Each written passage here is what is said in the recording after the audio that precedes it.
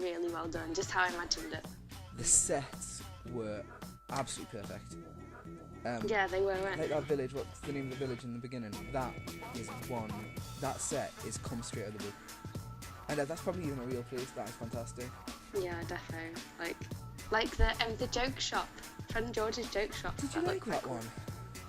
Yeah, I thought it that was a kind bit of gaudy and overcooked. like full, like it was supposed to be, and bustling and busy. Yeah, I mean it was good. It was certainly. It was good. I think that's really is the only kind of fantastical thing we had in this film, because like the first two were kind of all playing on the whole.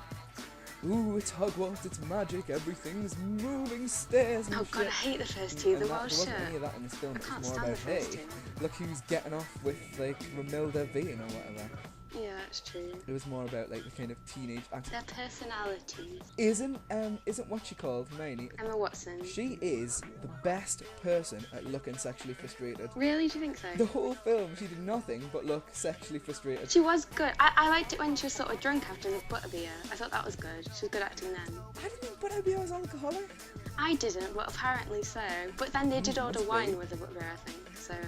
Everyone else was getting drunk, so she made And they were underage, so maybe Yeah. 3 JK. broomsticks or whatever. She got a visit by the Muggle police. Yeah. So, did you have any hang-ups about this film?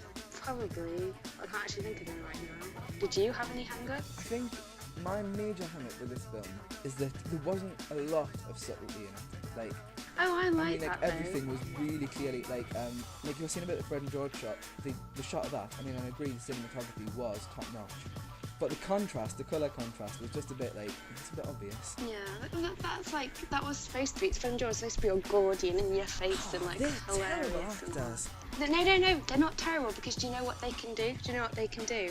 They can speak. They can do lines at the exact same time as each other. In how many takes though? Probably the first one. That's probably what got them through the audition. And the fact that they're identical twins that are ginger. Born at the same time. Yeah. That just happened to be 11 or whatever. But yeah, I think there was a lot in this that was just too obvious. Like they made Malfoy like really like even in Charlie's Angels film, the guy that sniffed the hair, he looked like him. I thought he looked pretty suave in this. He did, but like way evil, like really, really evil, like Yeah, too evil that you that's couldn't good. get it mixed up. That he was actually kind of. My hang-up was like there was no Bill and Fleur. I wanted to see Bill's all attractive, and then his like face to be all like slashed up and stuff. I don't know why. Just that whole like. Has he ever been in any of these films? No, I don't think so. Oh, and also the Lupin and Tonks thing. There was none of that at the end. Like, oh Lupin, Yeah. why can't we just? Lupin was a bit no. of a like bastard in this one, really. Yeah, he Wasn't was. He was in it for a minute to be bastard, and then one's dad was all, never mind him, just ignore his bastardness, and then it was like forgotten. Werewolves, what are they like? That's so true. So it's the anti-prejudice. He goes through a lot, with all that nasty stuff, werewolf business. So yeah, I mean, like you were saying, the cinematography is really, really good. It was like, I think it's like better than the last one, maybe. But I thought there was like a lot of difference between the But I films. guess it's kind of things are getting a bit They dark, are. so kind of. I can't wait to. Actually, I don't know. Yeah. The next one, like, what are they going to put in the first film? Like, because that book sort of dragged it, really. I think they could get it all done in one. Yeah, I think they'll put some of the elements that were in the sixth book into this film, like explain a bit more about the Horcruxes That's true. and like some more of the stuff that was missed out. Mind you, the fight in the middle. I mean, I think you're the person asked about this, so I really don't remember. The fight in the middle, that when they set the Weasley's house on. Oh yeah, that wasn't in the Did that book. happen in the No, it book? wasn't in the book. That was like randomly made So up. I think but it was good. Oh, I don't know. I'd rather have had, when that like Harry goes off with Dumbledore, and he gives them like Felis Felicis in the book. I'm talking about. Like, and then there's like the little battle of them people, and that's when Bill's face gets like sliced off or whatever. Like they missed out that kind of battle with the rest of the DA, while Harry was up in a tower with Draco and Dumbledore. That's true. That would have been good. But I guess Yeah. the Weasley thing was more. I guess they've only got so much time, and they've packed it so much full of like teen romance. Oh, I loved Harry's flirting as well at the start, if you call it flirting, but with a little waitress. Oh yeah. And she was like, Yeah, trying to like I pull this finish at girl at the 11. station. He's a bit of a player, Harry. Yeah, but then Dumbledore comes and means on his parade. Yeah.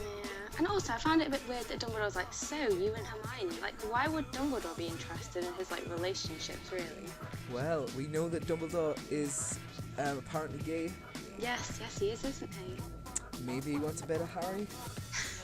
No, that's paedophilia. We can't turn Dumbledore into a paedophile. What did you think about his death, talking about Dumbledore and paedophiles and things? I'll tell you what I think of Dumbledore's death. I think Lord of the Rings is what I think. That shot was stolen straight out of Lord of the Rings. Do you know what else? That just totally reminded me. You know, in the bit where they're in a cave and Harry sort of gets in the water with all the dead bodies. That is so out of Lord of the Rings. When Frodo falls into the like swamp or something and is like a dead person, and Gollum pulls him out. It's like identical. I was like, oh whoa, it's like a Hobbit, but it's Harry. But it's not. That is so true. And I think as the film goes on, Michael Gambon starts to slowly turn into Ian McKellen as well. Do you think? It's just like I look at it and sometimes I have to keep reminding myself, that's not Ian McKellen. Michael Gambon. I'm gonna miss him in the films. I think I like him.